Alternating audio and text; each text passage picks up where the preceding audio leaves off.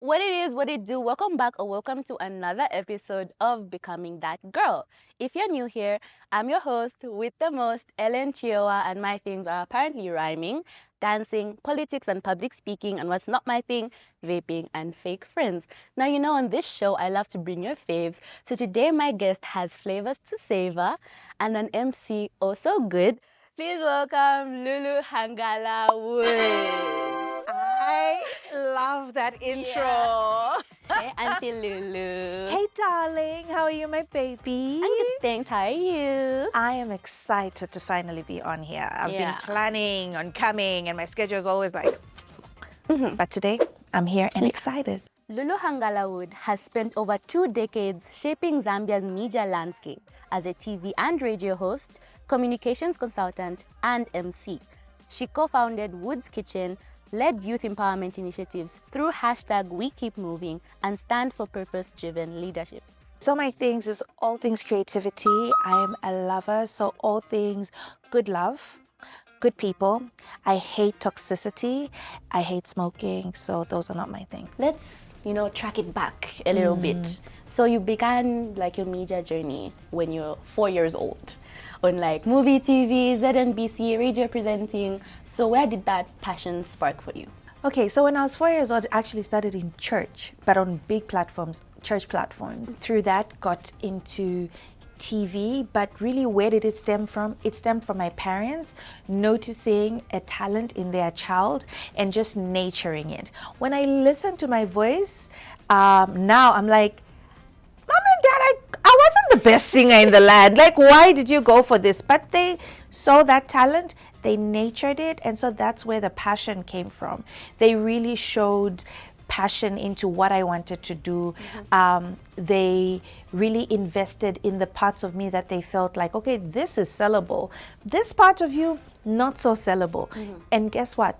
The talking part of me to them was not so sellable because they felt I was very shy, very emotional. So when I would sing, I would stabilize my emotions. But when it came to talk, they felt I wasn't really good with talking to people. But they also loved my creativity. So they would listen to my ideas around, how do we do this church program? Because they were in the church at the time. So yeah, it's really my parents believing in a talent that they saw and nurturing it.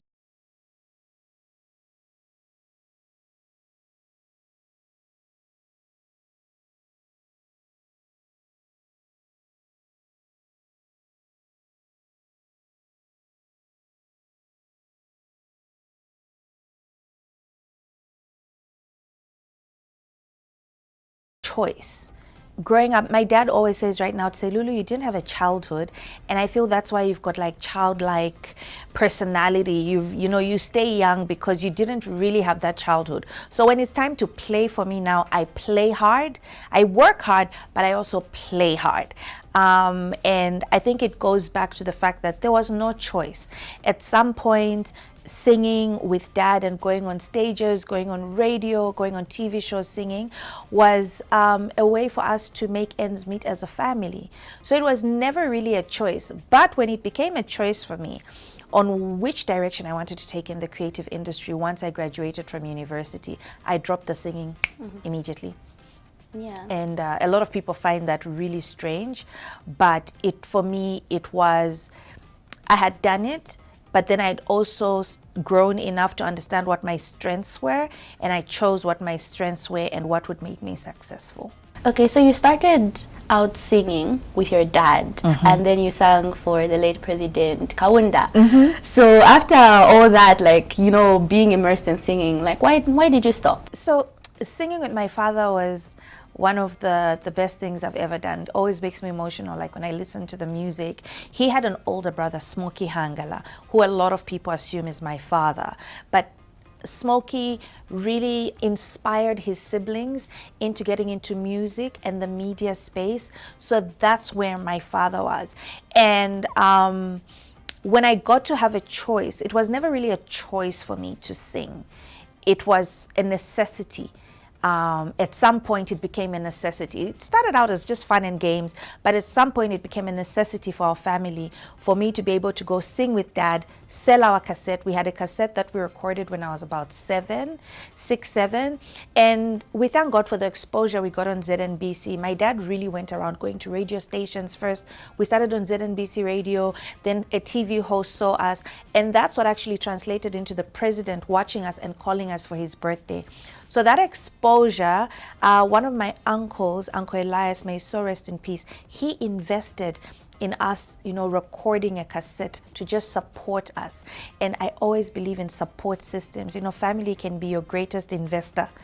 And but when it got to a point where I could choose after university, I dropped the singing, because for me, I looked at what are my real strengths.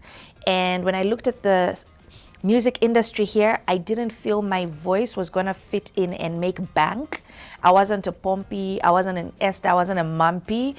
I was just a girl that loved singing for God. And even from the gospel side, there were these people that were doing well. Rachel, at that time, Ephraim and Rachel, like I used to hang out with them. I actually sang with Rachel at Ephraim's first album launch. But it helped me realize this path, you won't be as successful. And I chose a path that I felt would be more successful. And I think I made the right choice. Yeah, you did. So what role did your support systems play in your journey? My support systems have always been there to see what I cannot see at times. And sometimes to just support what they can't see, but I have seen. So there's moments in my life where I decided I'm quitting this one big job that they thought this is it. And Lulu says, nope, it's not creative enough. I'm going this direction and I'm doing social media. And at that time, they do not understand what social media is. At that time, I'm being told you're just showing off on this Facebook thing that has started. They don't understand it, but they still supported it. So my journey has been full of that, a support system that see when I can't and hold me up when they feel that, okay, she sees it herself. We don't know what it's about, but we'll support her. So you did an interview saying that when you were a teenager, you took up a job, like cleaning when you're a teenager, and while you're still in school. So can you please tell us why you took up that job? This was at an interesting time in our lives. My parents were now working. My parents went to uni when I was 8 years old, so that's why we had to sing to make ends meet. But when they graduated, things got a bit better, but there were still missionaries and out in Chipata. And I remember going to my dad and saying, you said our life was going to be better, but I don't get pocket money. And he explained to say, listen, we are missionaries, but you know what, Lulu? Anywhere else in the world, like in the Western world, kids start working at Burger King or something. Later on, he says, Lulu, I should have said that starts at 16.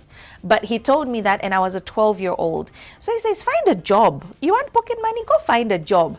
And he says, Lulu, I was just saying it. I didn't anticipate that you were going to actually actively take on that advice and go look for a job. So people say it was child labor. No, it was just a crazy kid who also just really listens to advice and says, okay, this is how I can be successful.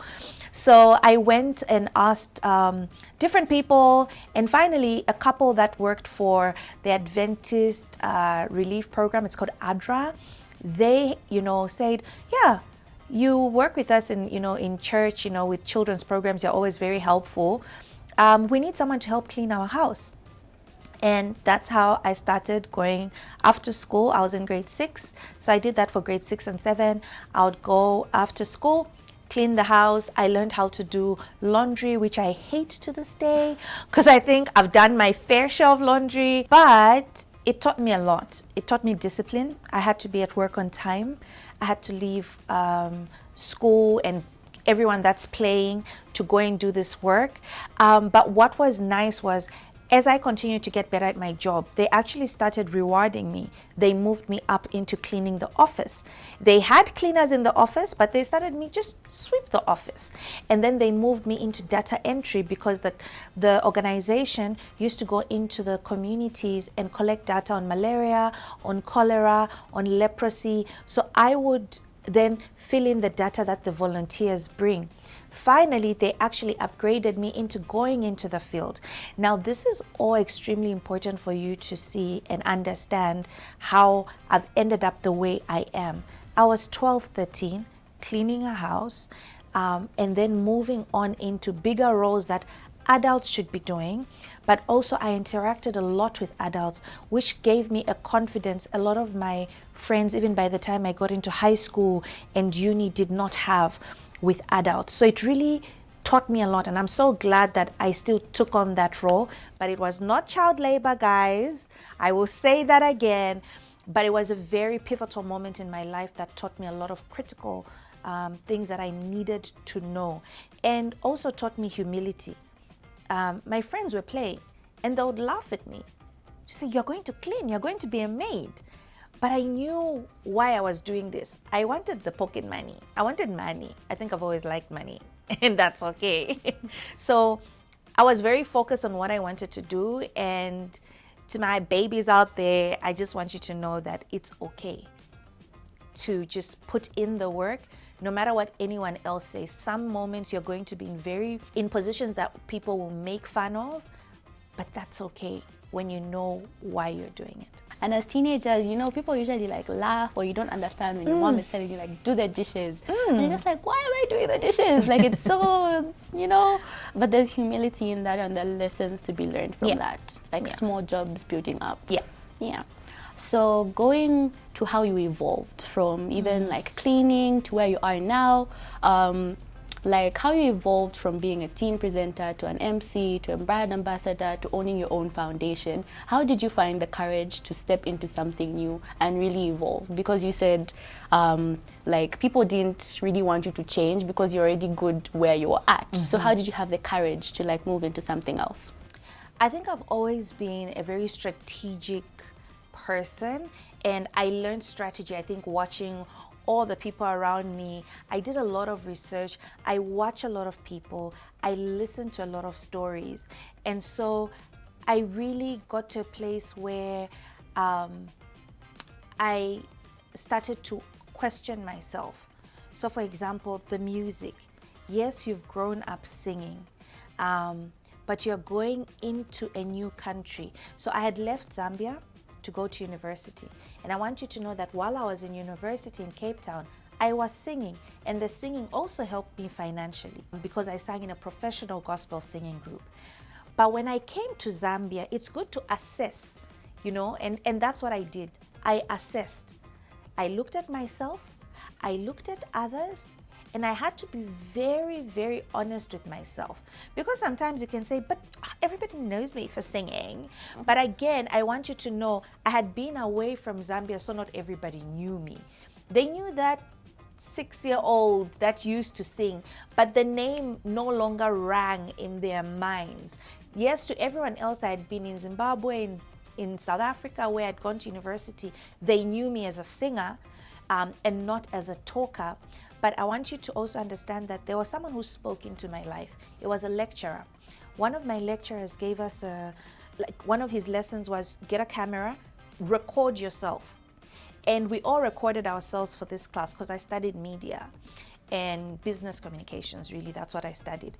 And after I took in my assignment, he says, "You know what, Lulu? You are not meant to be behind the camera." I always thought I'll just be a producer. I'll just be creating behind the camera. And he says, you were meant for the camera. You've got a spark, you've got something in you. It's important to listen to critical criticism. Some of the criticism you're going to get will be constructive, some not. His was constructive. He helped me see something I hadn't seen in myself. And so I took that criticism and rode with it, did my research, and realized he's got a point.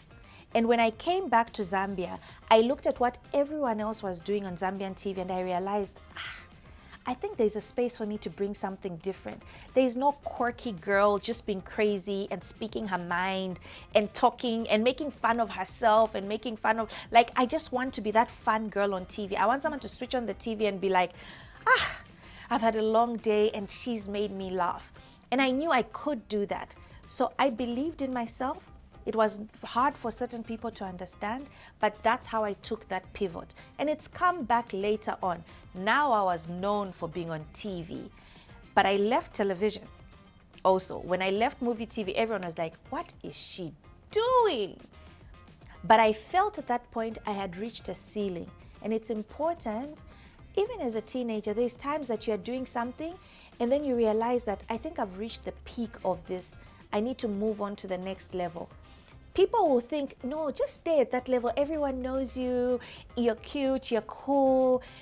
But then I wanted to grow. I had a big vision. I knew where I wanted to be. I wanted to be Oprah Winfrey. Yeah. That was my goal. Not just the talk show host, but her lifestyle. You know, I could tell that even as from a young age, I could tell she's got a TV show, but she's going to grow even bigger. That was the goal. So I said, okay, I think I've reached my peak. It's time to pivot. And that's how I pivoted.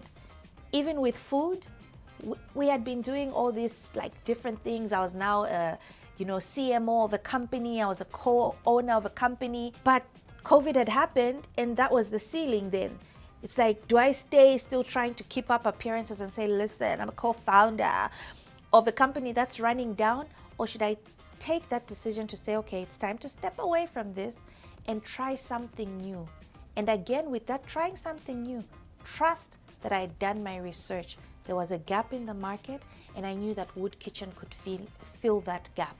So it's really important for any young person out there to understand when they reach their ceiling and research into how they can pivot.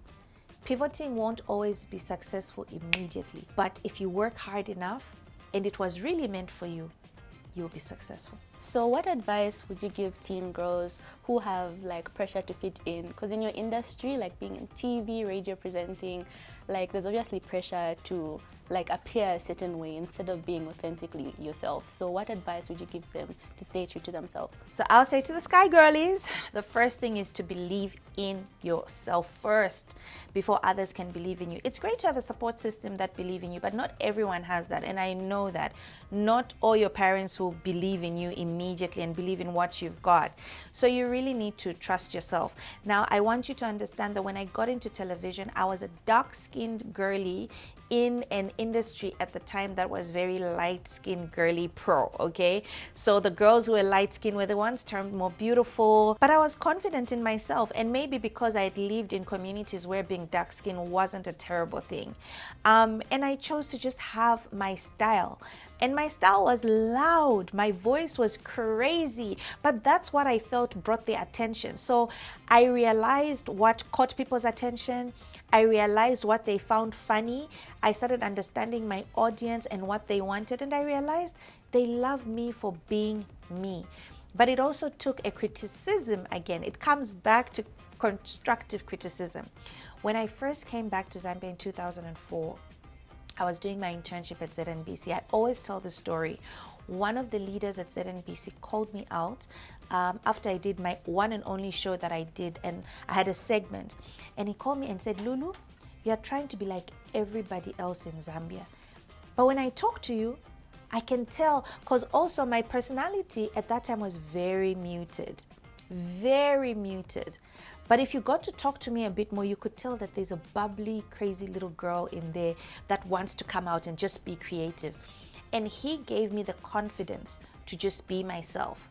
So you might not have that person, but I'm going to be that auntie that's going to tell you to just be your authentic self. Because that advice, I took it and I ran with it. I came back to Zambia, dark-skinned girl, I just did my thing. I wore my cute little dresses, wore high heels. People criticized. People would write to newspapers in the letter to the editor, that girl on movie TV, she's just not da-da-da. She doesn't respect television. But I also listened to the other side where people were excited. I was trying to learn new languages and I was speaking my broken Bemba, my broken Nyanja, because I would listen to it like on the bus when I'm taking a bus to work, and I started understanding the lingo of the bus driver, so I would steal that lingo and use it on my TV show. Till this day, my Bemba is terrible, my Nyanja is terrible, my Tonga is worse, but that was the authentic Lulu. I was learning the languages and playing along with it, and people appreciated it, that she is trying. I stayed true to my color. People said I was too thin, and guess what? Now they're saying I'm too fat. So I'm still struggling now with people still, finding my authentic self at the moment to be too hard. So I want you to know, I'm not just talking about things that happened in the past. Even now, I have been struggling with my weight. I'm not used to being this weight. I'm 20 kgs heavier than I was just a year and a half ago. And that's hard. It's very hard to do it. And you can't go and explain to everyone why this is happening. Listen, I've got stage 4 endometriosis. My treatment is hormonal and they're pumping it into me. And the side effects, they're telling me there's no other option. This is it. You get to hear it, but not everyone is going to get to hear it. So because I can't explain it to everyone, I'm currently working on myself. I'm working on trying to accept something that is criticized heavily. I'm working on just believing that I'm still beautiful. I'm working on finding clothes that now work for my new size. And that's okay, girlies, because your body will change and it's going to be different. And I was still trying to fit into my old clothes. I was hanging on to that. And that's me being just authentic and telling you that in my authenticity, they still struggle. It's still a challenge. I wake up every day and have to remind myself and tell myself, you're still beautiful. And as you're going to walk today, someone is going to tell you, you're looking fat, you're looking ugly. Someone on social media, you're going to switch on your phone and they're going to say, marriage and children did this to her. But I still need to choose daily to keep moving and to keep showing up on a screen where I know that criticism will come. Yeah, that really touched me, especially as a teen girl. When you're going from like a preteen into a teenager, you're going through puberty. Everyone's telling you you're gaining weight, you're growing here, you're growing there, you're looking fat, or you're getting pimples, and it's really hard, especially with social media. People are telling you need to have clear skin for like a baby. It's really hard, but it's okay. Be authentically you. Being that girl and being true to yourself is accepting that I'm entering a new era. I'm changing, and that's okay. And I'm still beautiful. I'm that girl, for real. Yeah, I keep reminding myself, I am that girl.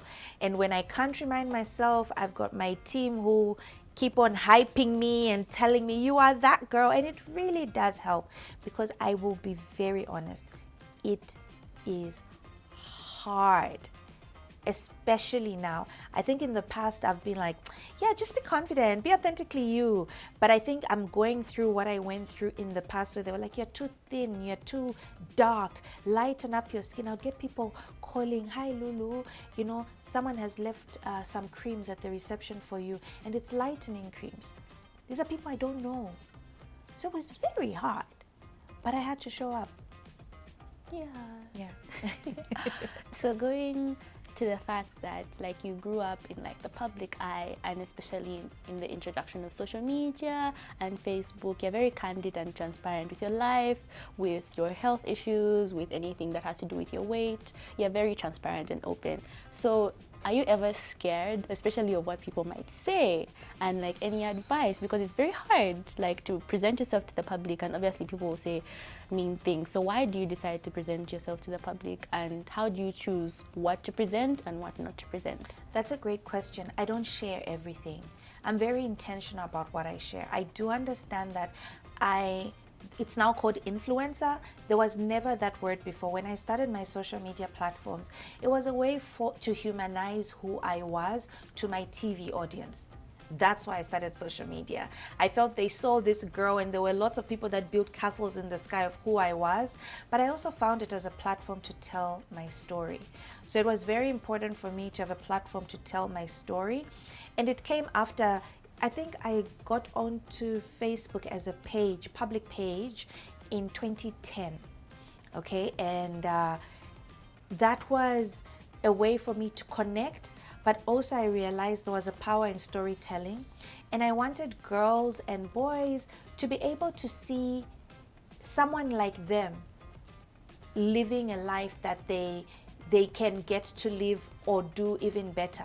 I realized not a lot of Zambians told their stories. So if you wanted to see lifestyle of someone who was on TV, you would go to the South African pages, American pages, there's the Kardashians, there's like, you see their lifestyle. But we were not seeing the lifestyle of a Zambian. And so that's not realistic. So I said, well, I've got an opportunity, I've got influence.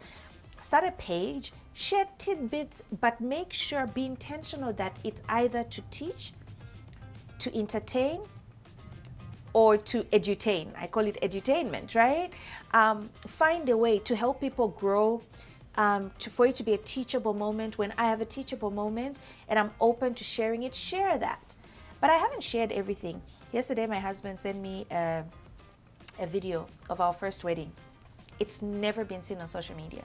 People think the wedding they saw was our wedding. No, that was months after our original wedding. And I love that we kept that for us. So there's things that I don't put out there. Again, a reminder that not everything should go online unless it has those pillars. It's really important to be intentional about your postings. And there's moments I've shared, for example, on marriage, and initially my husband would say, why are you sharing that? I'm like, because we're a public couple, and I think we need to be okay with sharing that marriage is not a walk in the park. I'm honest about my journey meeting my husband, because I want, girls out there, women out there to know it didn't happen overnight. I kissed a lot of frogs before I got to my Prince Charming, okay? I was only 32 when I got married. And for a lot of people at that time, my friends were getting married at 25. Like from 23, actually, my friends started getting married. So it was like, you are late, what are you doing? And then I was a single mother. It was like, what are you doing? But I feel like having my daughter Asante was the changing point in my life. It made me more realize the power of telling a story, because no one had ever talked about sexual reproductive health to me. There was an assumption that because I was a pastor's child, I just know.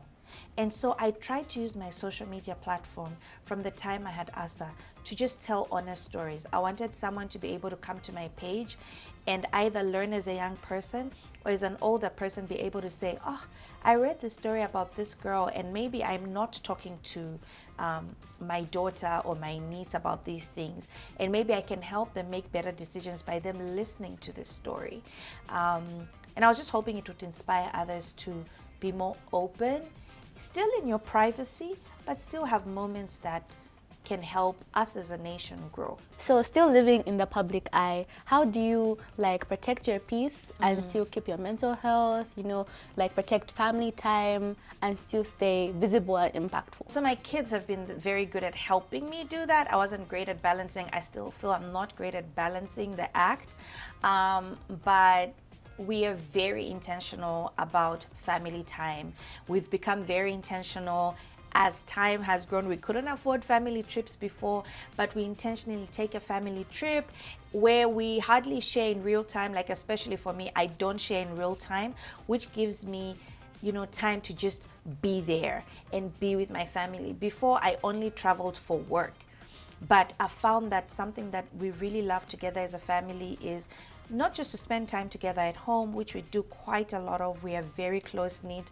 We spend a lot of time together at home. We spend a lot of time with our loved ones. We are big lovers of family. So, taxi drivers, actually, you book a taxi, and once I book the taxi, and I'm like, I'm going to this place. So as we got to my place, he's like, you're by the restaurant. So I said, no, this is not a restaurant. This is my home. He says, really? Every time I drop people here, it's like there's a lot of people and they're eating, because my home is always full of people.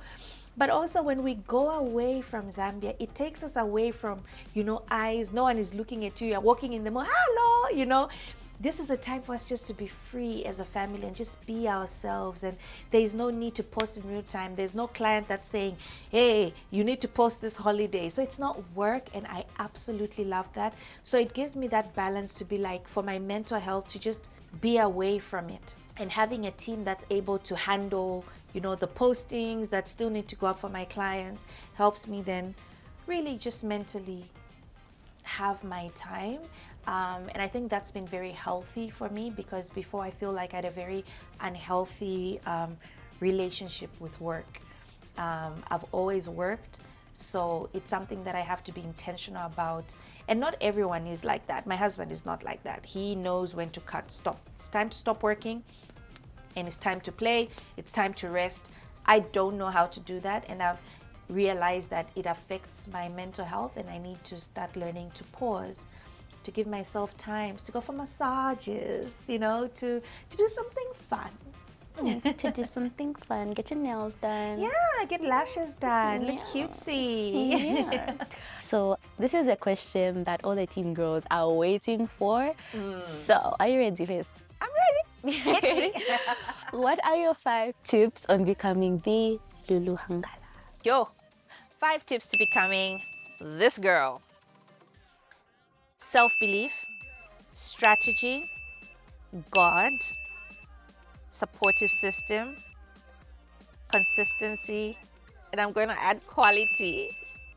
So yeah, those are my 6. You added an extra tip. Yes. The girlies and I are so happy that you could be here today. And thank you so much, Sky Girls, for tuning in. And from us, it's bye-bye. Bye.